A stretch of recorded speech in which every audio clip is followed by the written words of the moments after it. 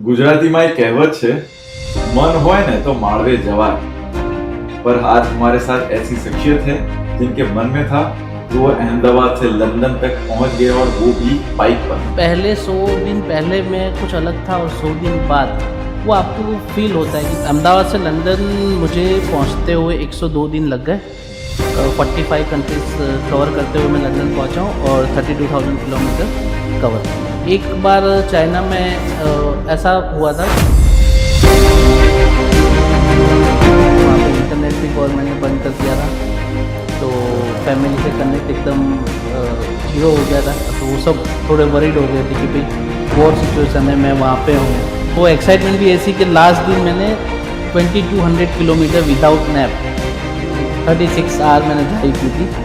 तो सभी मेरे फ्रेंड्स को भी रहता है कि यार लाइफ तो तू ही जी रहा है। देखो, अब कोई चीज़ करनी है तो आपको स्ट्रगल, तो you can't make happy everyone. Challenges में एक सबसे बड़ा वेदर था। वेदर में -degree temperature, heavy rain, heavy wind, snow, इन सब सिचुएशन में मैंने बाइक चलाई। तो अर्ली मॉर्निंग हमको उस दिन निकलना था 7 बजे, तो थोड़ा ही 2-5 किलोमीटर के बाद मैं गिर गया। तो आप कोई भी काम कर रहे हैं, अगर आप पॉजिटिव रह के काम कर रहे हैं तो आपको मंजिल की तरफ पहुंचने में पूरी कायनात, वो नहीं, सच्चे दिल से चाहो तो पूरी कायनात तुमको उससे मिलाने की कोशिश में जुट जाती है। तो वो एक कनेक्शन है। कई बार ऐसा मन में होगा कि ऐसा सपनों में भी अगर ख्याल आए ना तो उसका खर्चा भी आपको महंगा पड़ेगा, लेकिन खर्चे को साइड में रखो। उन्होंने अपने मजबूत मिजाज के साथ, मक्कम मन के साथ उन्होंने ये सफर तय की है। वो गाना आपने सुना ही होगा, मुसाफिर हूँ यारो, ना घर है ना ठिकाना, मुझे बस चलते जाना है, चलते रहना है। और ये सफर उनकी वैसे कहे तो एक साहसिक सफर रही। ऐसी शख्सियत जो पेशे से चार्टर्ड अकाउंटेंट है, और लेकिन उनका मनोबल हमेशा कुछ नया, कुछ अनूठा करने का एक जज्बा रखता है। बहुत बहुत स्वागत है कुणाल जी आपका हमारे शो में। Thank you so much. एकदम सीधी स्ट्रेट फॉरवर्ड बात पूछूं तो आपने अहमदाबाद से लंदन तक की जो सफर की है, उसमें से 5 कौन सी बातें आपने सीखी? 5 बातों में मैं बताऊंगा कि जैसे कि ये एक सोलो जर्नी थी, तो ये आपकी खुद से एक जर्नी थी। तो आपसे ही आपने जो टाइम स्पेंड किया है, तो पहले 100 दिन पहले में कुछ अलग था और 100 दिन बाद वो आपको फील होता है कि जैसे आप यहाँ पे जो भी आप अभी लाइफस्टाइल जी रहे हैं आपके फ्रेंड्स के साथ, फैमिली के साथ, और ये जो सफ़र किया उसमें मैंने अकेले ही ये सारा सफ़र, सारी मुसीबतों का सामना करते हुए, अलग अलग लोगों से, अलग अलग कल्चर में, डिफरेंट लैंग्वेज के साथ, तो बहुत सारे अप एंड डाउन्स रहते। तो वो लाइफ में बहुत कुछ अपने को पॉजिटिव सिखाते हैं। मैनेजमेंट करना, कौन सी सिचुएशन में आपको क्या एक्शन लेना है, क्या डिसीजन लेना है, आपको हर एक चीज़ में आपका विल पावर स्ट्रॉन्ग करता है। ये विल पावर एकदम स्ट्रॉन्ग हो जाता है, मैनेजमेंट स्किल आ जाती है। फिर डिसीजन मेकिंग के, कब कौन सी सिचुएशन में क्या डिसीजन लेना है। राइट। तो ये तो कुछ आपने अलग अलग बातें बताई। हम शुरुआत करते हैं इसके बीज की।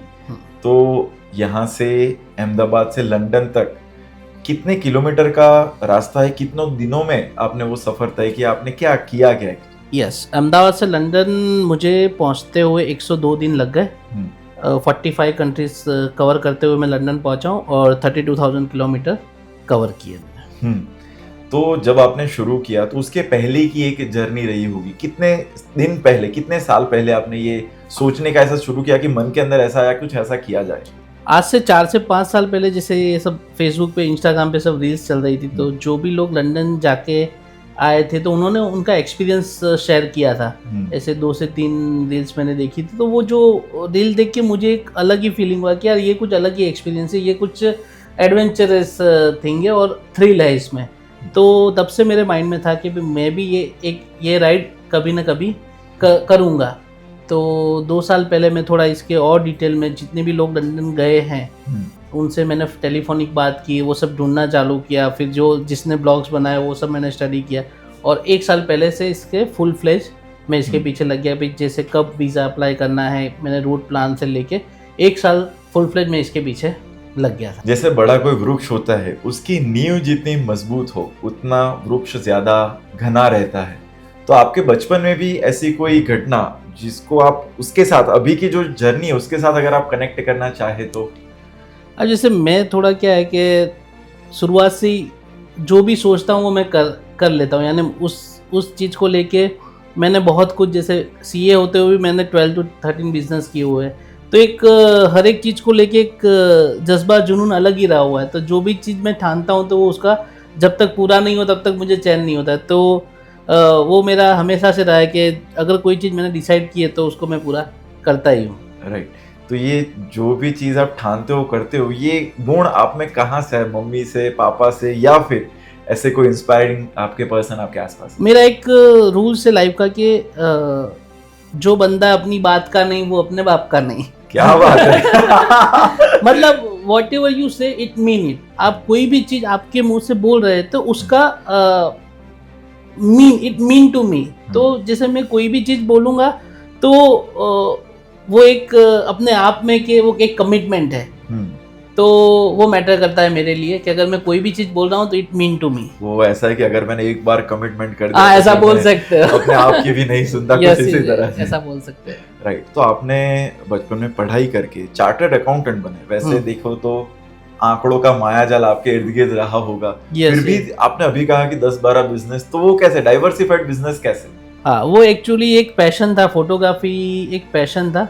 फिर धीरे धीरे उसको मैंने प्रोफेशन में कन्वर्ट किया कि जिस हिसाब से जो करंट डिमांड के हिसाब से, जैसे मेरा सीए का बिजनेस था तो वो मेरा साइड लाइन चल ही रहा था। तो उससे वो मुझे इतना इफेक्ट नहीं कर रहा था। मेरे पार्टनर्स और फ्रेंड्स थे मेरे साथ जुड़े हुए थे।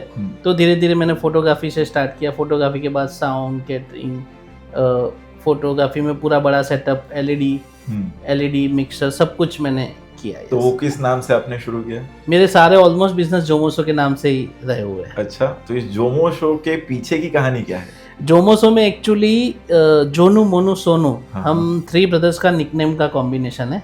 और ये नाम मुझे कैसे पता चला था, एक बार फ्यूचर में भैया के मेल आईडी का कुछ काम पड़ा था।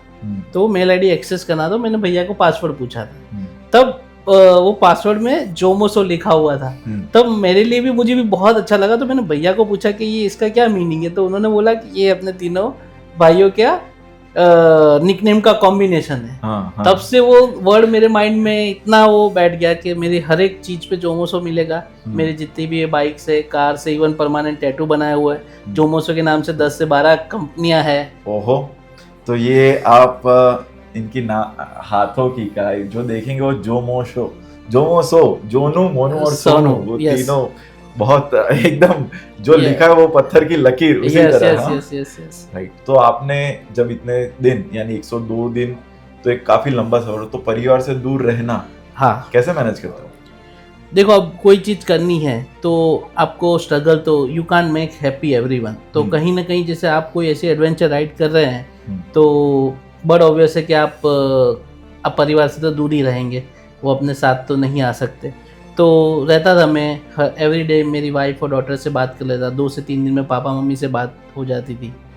तो वैसे अभी आज की टेक्नोलॉजी के हिसाब से फ़ोन से सब जगह आप कनेक्ट कर सकते हैं। तो वो थोड़ा रहता है कि भाई जैसे रोज़ शाम को फ्रेंड से मिल रहे हैं, जो एनवायरनमेंट है 4 महीने का, वो सब फ्रेंड्स और फैमिली की लाइफ को छोड़ के वो थोड़ा याद भी आती है। लेकिन वो चीज़ कहीं ना कहीं अब वो राइड करनी थी तो सब तो अपने नहीं कर सकते। तो आपका कोई ग्रुप रहा होगा कि किसी ग्रुप से आप जुड़े थे और उनके साथ जाना हुआ कि कैसे जाना? नहीं, ये मैंने सोलो राइड ही की थी। एक्चुअली क्या होता है, चाइना में एक ग्रुप था। चाइना में क्या होता है कि चाइना और तुर्कमेनिस्तान में आपको कंपलसरी एस्कॉर्ट रखना पड़ता है, मीन्स गाइड होता है। तो गाइड का एक ग्रुप था पूरा।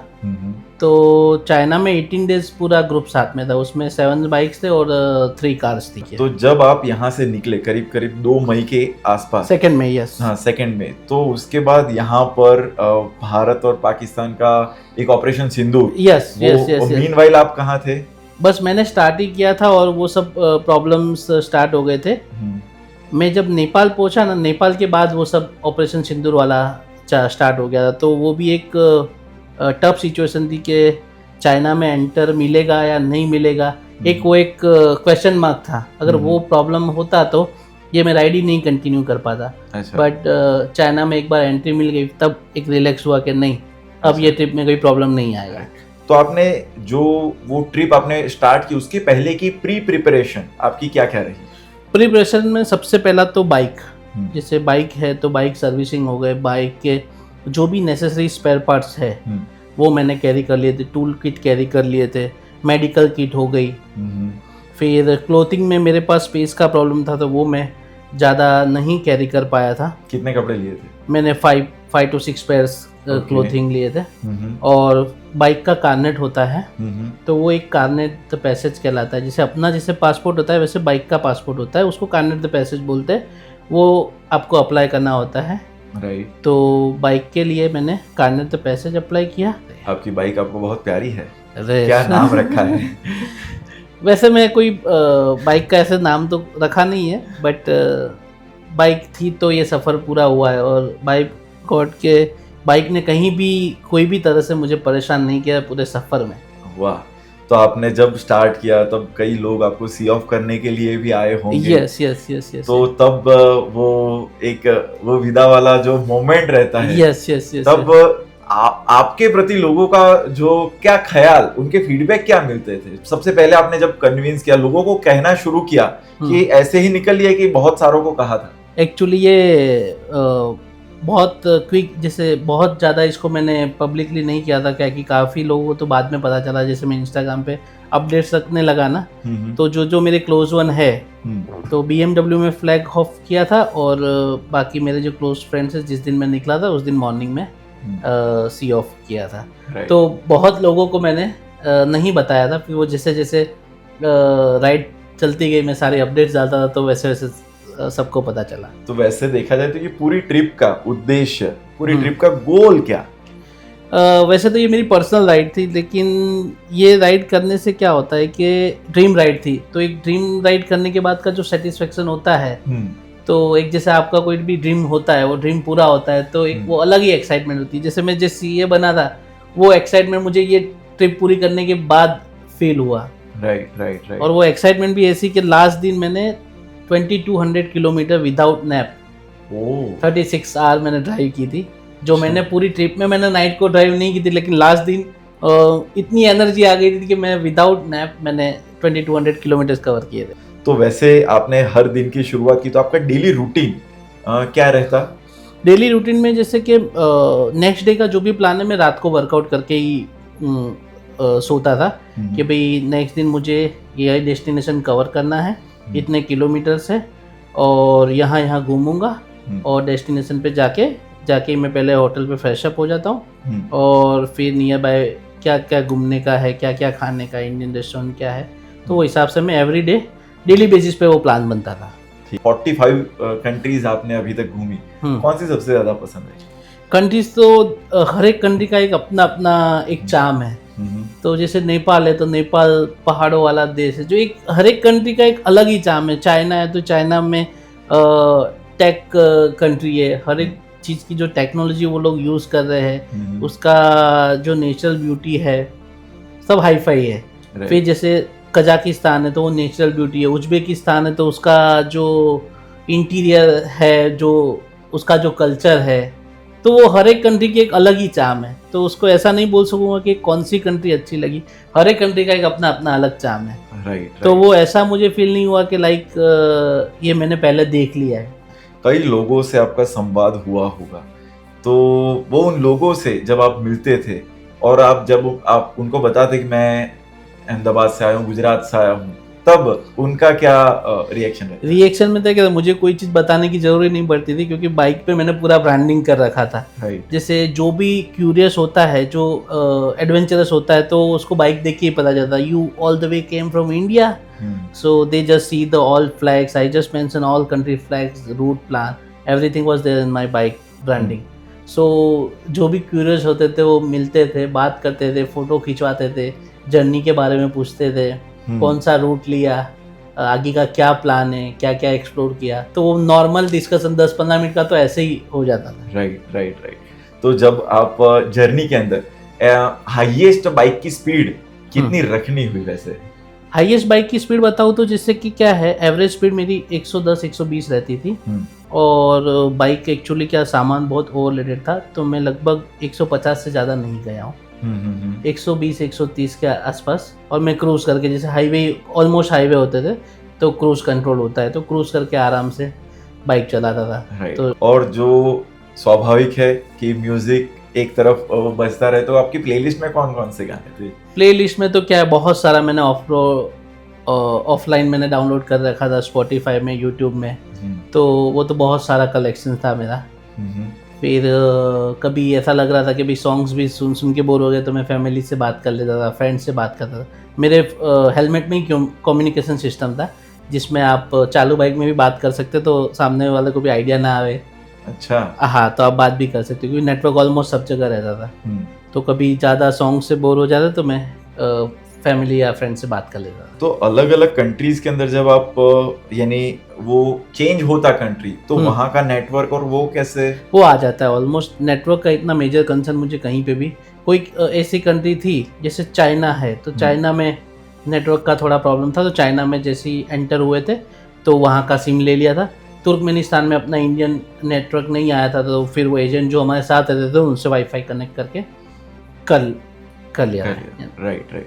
और जब आपकी ये पूरी यात्रा, अलग अलग फैमिलीज के भी कई लोगों से आपका मिलना हुआ होगा, कोई इमोशनल कोई घटना आपके साथ जुड़ी हो, जो आप वो पूरी यात्रा के दौरान अलग अलग, कई बार आपको ऐसा लगा कि yes I am top of the world, कई बार कुछ इमोशनल जो आपके दिल को छू गई हो? एक बार मैं जा रहा था, तो उसके पास आई थिंक वो कैंपर वान थी, तो कैंपर वान में कंट्री की बात कर रहे हैं? चाइना की बात कर रहा हूँ। तो चाइना में वो कैंपर वान, उसने मुझे स्पेशली रोक के वो मुझे तरबूज दे के गया। अच्छा। और उसका लैंग्वेज का भी प्रॉब्लम था, तो भी मैं पेट्रोल पुरवाने रुका था, उसने मुझे बीच में रोकने का बोला, नहीं मैं आगे रुकता हूँ। फिर फ्यूल अप करवाने में रुका, तो उसने गाड़ी पार्क करके आया मेरे पास और मुझे बड़ा तरबूज दे के गया। बट ऑब्वियसली मेरे पास पैसे तो है नहीं, तो मैं क्या करता, बट मैंने उसको थैंक यू बोला। फिर वो तरबूज जो फ्यूल अप करा लेडी थी वहाँ पे, मैंने उसको दिया कि भाई ये मैं कैरी नहीं कर सकता, बट वो स्पेशली उसने रुक के मुझे वो तरबूज दिया। फिर एक बार ऐसा हुआ था कि चाइना एग्जिट करके कजाकिस्तान में हम एंटर हुए थे, तो वहाँ पे करेंसी का प्रॉब्लम था। बॉर्डर पे करेंसी एक्सचेंज का कुछ था नहीं, मेरे पास चाइनीज़ करेंसी कैश थी, मेरे पास सारे क्रेडिट कार्ड वो सब कुछ थे। लेकिन जहाँ हम खाने के लिए रुके थे ना, तो उसके पास वो कैश ही लेते, और वो कजाकिस्तान कैश रिक्वायरमेंट थी। तो एक बंदा था, तो उसने मेरा बिल पे किया था, ना ही उसने चाइनीज़ करेंसी ली। अमाउंट ज़्यादा नहीं थी, बट एक कर्सी होती है कि भाई उसने सामने से बोला कि भाई आपको जो खाना है खा लो, आई विल पे। तो उसको मैंने चाइनीज़ करेंसी दी, तो भी उसने नहीं ली, और उसने एकदम वो कुछ बोला भी नहीं, बट उसने इशारा कर दिया कि भाई, तो एक ऐसे लोग मिले कि लाइक अपने को फील होता है कि नहीं, दे रिस्पेक्ट टूरिस्ट। राइट। और पैसों की बात आपने निकाली, तो पूरा खर्चा कितना हुआ ये पूरी ट्रिप का? खर्चे में तो क्या होता है कि ये कॉमन क्वेश्चन सबका रहता है। तो जो फिक्स खर्चा है, जैसे वीज़ा का हो गया, बाइक रिलेटेड हो गया, फ्यूल एक्सपेंस हो गया, स्टे का हो गया, तो खर्चा तो क्या होता है कि आप कितने दिन के लिए जा रहे हो वो भी मैटर करता है। आपका पूरी ट्रिप का खर्चा कितना हुआ? उसके लिए मैंने एक स्कीम निकाली हुई है कि जिसको भी ये खर्चा जानना हो ना, तो अगर वो स्पॉन्सरशिप करने में इंटरेस्ट हो तो उसको सारा खर्चा डिटेल में उसको बताऊंगा। जिन किसी को भी ये खर्चा कितना हुआ, अलग अलग लोग अंदाजा लगा रहे हैं, कोई 50 लाख कह रहा है, कोई 60 लाख कह रहा है, कोई 70 लाख कह रहा है, लेकिन खर्चा जानने की आपके मन में यदि इच्छा है तो उनको आप मैसेज कीजिए। अगली बार की जो ट्रिप है वो आप उनको स्पॉन्सर कर सकते हैं। कई लोगों के मन में ये प्रश्न भी होगा कि आपका बाइक कितने का है और कौन सा है? बाइक मेरे पास BMW 1250 GS है। बाइक की प्राइसिंग बताऊं तो बाइक अराउंड 28 लाख का है, और उसकी एसएससी 6 to 7 लाख की, अराउंड 35 लाख का बाइक बोल सकते हो। ओके। तो ऐसी लंबी ट्रिप के दौरान कैसे बाइक्स जो अवेलेबल है मार्केट के अंदर, जिसको चूज करना वो ज्यादा मैटर है? देखो, बाइक के सिलेक्शन में क्या होता है कि जैसे कि इट्स अप टू यू कि आपकी पॉकेट साइज क्या है और आपका क्या है। जैसे ऑनेस्टली बताऊं कि मुझे बाइक से लेके एक भी पूरी ट्रिप में कहीं पे भी बाइक ने मुझे परेशान नहीं किया है। इतनी नॉन स्टॉप जर्नी से लेके उसका परफॉर्मेंस ले लो, बाइक में एक भी फॉल्ट नहीं आया। बट ऑब्वियस मुझे टायर को लेके इशू थे। वो तो टायर तो आप राइड करेंगे तो टायर आपको बट ऑब्वियस चेंज ही करवाने, टायर में पंचर भी होगा। तो मैं नए टायर डाल के गया था और बीच में दोनों टायर मैंने चेंज किए। उसके अलावा बाइक में मुझे कोई भी एक सिंगल कंसर्न भी नहीं आया कि ये बाइक में ये प्रॉब्लम हुआ है कि जरा भी कोई फॉल्ट आया है। राइट। ये ट्रिप पर जाने से पहले आपने कोई ट्रेनिंग ली थी या फिर ऐसी कौन कौन सी स्किल्स है जो जिसको एक्वायर करना ज़्यादा ज़रूरी रहता है? हाँ, मुझे बेसिक जैसे कि उसमें ब्रेक पैड चेंज करना है, पंचर बनता है तो कैसे उसको आप कर सकते हैं, क्योंकि ये पूरा कंप्यूटर कनेक्टेड बाइक है कि अगर इसमें कुछ भी मेजर कंसर्न आता है तो आपको कंप्यूटर से कनेक्ट करेंगे तभी उसका प्रॉब्लम पता चलेगा। कि जो माइनर जो अपने कर सकते हैं वो बेसिक चीज़ें मैंने वर्कशॉप पे मुझे गाइड किया गया था। अच्छा। जैसे ब्रेक पैड चेंज करना है, कोई फ्यूज़ उड़ गया तो उसको कैसे चेंज कर सकते हैं, स्पार्क प्लग है वो उसको कैसे आप लगा सकते हैं। तो मेरे पास सारी बेसिक टूल किट थी, फ्यूज़ थे। तो बेसिक जो वो भी मुझे अभी तक एक भी बार ऐसा कोई काम नहीं पड़ा कि वो मुझे वो चीज़ खोलनी भी पड़ी हो। राइट। बात करें अगर हम चैलेंजेस की, तो पूरी ट्रिप के दौरान वो स्वाभाविक है, संघर्षों से सामना करना वो आपकी फितरत में है और इसीलिए आपका ये जुनून जज्बा रहता है। लेकिन कौन कौन से चैलेंजेस आए जिसको आपने फेस किया? चैलेंजेस में एक सबसे बड़ा वेदर था। वेदर में -degree temperature, heavy rain, heavy wind, snow, इन सब सिचुएशन में मैंने बाइक चलाई है। तो वो एक टफेस्ट टास्क था। और हैवी विंड वाला मुझे बहुत टास्क कौन से कंट्री में ये सारे प्रॉब्लम चाइना में ही आए थे। चाइना में हर एक वेदर और हर एक कंडीशन मुझे चाइना और नेपाल में, नेपाल के रोड्स खराब थे। अच्छा। और चाइना में सारे वेदर चाइना में, यानी ये दो कंट्री ने मुझे एकदम मजबूत बना दे कि अब कोई भी सिचुएशन आएगी तो तुम उसको वो इनिशियली आपने फेस कर लिया। यस। दूसरी सिचुएशन ऐसी ही आई थी, वॉर सिचुएशन। इंडिया पाकिस्तान वाला तो पहले ही आ गया था।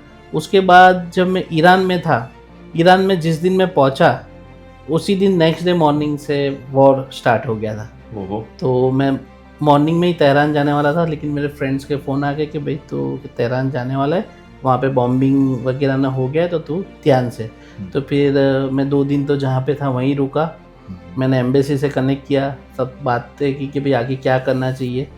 लेकिन ये सब करते करते वहाँ पे इंटरनेट भी गवर्नमेंट ने बंद कर दिया था, तो फैमिली से कनेक्ट एकदम 0 हो गया था, क्योंकि इंटरनेट बंद हो गया था, ना ही फ़ोन कनेक्ट हो रहा था। तो वो सब थोड़े वरीड हो गए थे कि भाई वॉर सिचुएशन है, मैं वहाँ पे हूँ तो क्या होगा। तो फिर मैंने मेरे लोकल कनेक्ट्स ट्राई किए, फिर उनसे बात करके एक और रूट अवेलेबल था जो मैं जिस लोकेशन था वहाँ से 2000 किलोमीटर दूर थी बॉर्डर, आर्मेनिया बॉर्डर। तो मैंने वो रूट लिया और वहाँ से एक नाइट बीच में होल्ड किया और दूसरे दिन मैं कवर करके बॉर्डर पे पहुँच गया। अच्छा। तो जैसे ही बॉर्डर पे पहुँचा मेरा इंटरनेट आ गया, तो सब फिर फैमिली को, एक बार मेरी वाइफ को कॉल लग गया था, मैंने उसको बोल दिया कि मैं सेफ़ हूँ और माइट भी ये दूसरी बार कॉल नहीं लगेगा तो जो भी है सबको इन्फॉर्म कर देना, मैं सेफ़ हूँ और बॉर्डर की तरफ ही जा रहा हूँ, जैसे ही मैं बॉर्डर क्रॉस करूँगा मैं इन्फॉर्म कर दूँगा। तो वो एक टफ टास्क था कि विदाउट इंटरनेट और जो सिचुएशन थी तो वो एक डरावनी सिचुएशन क्रिएट हो गई थी कि भाई अब क्या होगा। यानी आपने फैमिली की बात की, आपका फैमिली भी उनको भी अभिनंदन। उनका कैसा सपोर्ट रहा पूरे? देखो ये सब चीज़ें कोई भी होती है तो फैमिली के सपोर्ट के बिना कभी भी कुछ पॉसिबल। वो जानते हैं मुझे कि भाई ये जो डिसाइड करता है वो करने ही वाला है, तो उसको हंस के स्वीकार करना है कि पागल है वो करने ही वाला है। तो क्या होता है कि वो मुझे मना तो नहीं किया, लेकिन दे ऑलवेज कंसर्न कि भाई तू जो भी करे सेफली तुझे वापस आना है, दैट्स इट। उनका यही कंसर्न रहता था कि भाई तेरे ड्रीम पूरे कर लेकिन तुझे सेफली वापस आना है। तो कुणाल जी, आपके परिवार में कौन कौन है? पिताजी क्या करते हैं? मेरे परिवार में मेरी वाइफ है, वो डेंटिस्ट है, मेरी 6 साल की डॉटर है, हम 3 भाई है, मॉम डैड है, पापा बिजनेसमैन है, सारे एक्चुअली फुल फैमिली बिजनेसमैन ही है। परिवार के बिना तो जैसे क्या होता है कि जॉइंट फैमिली में रहने की बात बताऊं कि जैसे मैं सबसे छोटा हूँ तो सारे कांड मैं ही करता हूँ। कांड बोलो कि कुछ भी बोलो कि मैं जब से यानी बड़ा हुआ हूँ तो कहीं ना कहीं कुछ ना कुछ मेरे साथ ऐसा हुआ ही है कि जिससे आप फेमस बोलो कि मार्केटिंग बोलो कि हाईलाइटेड रहा हूँ कहीं ना कहीं। जैसे सीए होने के बाद मैरिज लाइफ बोल दो कि इवेंट का जो भी मैंने काम किया है तो कुछ ना कुछ मैं ऐसा करता ही रहता हूँ जिससे मैं हाईलाइटेड ही रहा हूँ। अच्छा, आपकी बेटी का नाम काफी अच्छा है। यस, उसका नाम विंशिया है। उसका मीनिंग क्या? विंशिया मीन्स प्रेशियस। अच्छा, वाह, तो काफी प्यारा सा नाम है। यस। आपने बताया कि आपने 10-12 अलग अलग बिजनेस किए। कौन कौन से सेगमेंट में आपने बिजनेस किया? मैंने फोटोग्राफी से स्टार्ट किया था। फोटोग्राफी नाम जोमोसो आर्ट, फिर Jomoso sound and light, Jomoso kitchen catering का, ओहो, फिर जोमोसो हॉलीडेज उसमें टूर्स एंड ट्रैवल्स का था, फिर जोमोसो क्रिएशन उसमें जींस का पूरा वॉशिंग यूनिट था, फिर जोमोसो प्राइवेट लिमिटेड जो अभी भी मेरी रनिंग कंपनी है। तो जहाँ जो जो रिक्वायरमेंट लगती थी वो मैं इन हाउस उसको कर देता था। आपके लाइफ का गोल क्या है? बस खाओ पियो मस्त रहो। सही देखो है। कल क्या होने वाला है ना किसी को नहीं पता है। तो मेरा एक ही फंडा है कि प्रेजेंट में जियो, आपकी जो भी ड्रीम्स है उसके पीछे मेहनत करो, उसको फुलफिल करो। कौन क्या कर रहा है, कैसे कर रहा है, उसका आपको कंसर्न करने की जरूरत नहीं है। कल क्या होने वाला है ना आपको पता है ना मुझे पता है। तो प्रेजेंट में जियो। फ्यूचर्स की जो आपकी रिस्पॉन्सिबिलिटी है, लाइक फैमिली रिस्पॉन्सिबिलिटी है, डॉटर की रिस्पॉन्सिबिलिटी है, उसके लिए आपको जो करना चाहिए वो आप करके आप आपके लाइफ के ड्रीम्स को पूरा करो। After Covid was the turning point of my life. तो कोविड ने ना लाइफ की रियलिटी बता दी कि बंदे अपने क्या काम कर रहे हैं और क्या करना चाहिए। तो कोविड के बाद पूरी लाइफस्टाइल मैंने चेंज कर ली। राइट। तो करीब करीब कितना किलोमीटर एवरेज हर दिन का बाइक चलाना, ड्राइव? किलोमीटर्स एवरेज की बात करूँ तो जैसे मैंने 32,000 किलोमीटर किए, 102 दिन हुए, तो 300 की एवरेज आप वैसे गिन सकते हैं। राइट। लेकिन एवरी डे में राइड नहीं कर रहा हूँ। जैसे कोई कंट्री टू कंट्री किया तो 600 किलोमीटर भी किया हुआ है, 800 किलोमीटर भी किया हुआ है, 1000 किलोमीटर भी एक दिन में किया हुआ है। Single day. हाँ, और विदाउट नैप मैंने 2200 किलोमीटर भी किया हुआ है। क्या बात है। तो वो डिपेंड के कैसा डिस्टेंस है उसके हिसाब से मैं ड्राइव करता था। और फिर ड्राइव करने के बाद कंट्री एक्सप्लोर करता था। तो उसमें 2 भी दिन हो सकते थे, 3 दिन हो सकते थे। तो वो डिपेंड ऑल अबाउट कि अगर लॉन्ग ड्राइव होता था भाई 500-600 किलोमीटर का ड्राइव होता है तो मैं अर्ली मॉर्निंग स्टार्ट करता था। तो 200 कंट्रीज, पूरे वर्ल्ड के करीब करीब 200 कंट्रीज में से आपने 45 तो घूम लिए। yes. उसके अलावा कौन कौन से जो आपने पहले घूमे हुए, एक्सप्लोर किए हुए हैं? पहले घूमने में मैं दुबई है, Thailand, Singapore, Malaysia, Bali, Switzerland, Australia, New Zealand, USA, China, Hong Kong. अभी मेरे हो गए 55 कंट्रीज। 55 कंट्रीज हो चुके हैं। यस। आने वाले समय में क्या प्लान है? यस, मेरा है कि मुझे पूरा वर्ल्ड घूमना है। तो मेरा है कि 2030 तक मैं पूरा वर्ल्ड घूम पाऊँ, ऐसा मेरा ड्रीम है। जो भी ये पॉडकास्ट देख रहे हैं उनको कहना चाहूँगा कि आप जो भी लाइफ में कुछ करना चाहते हैं तो उसको लिखो। लिखना आप जो सोचते हो ना वो होगा। तो जैसे आज से 5 साल बाद मुझे क्या करना है ना मेरे लिखा हुआ है।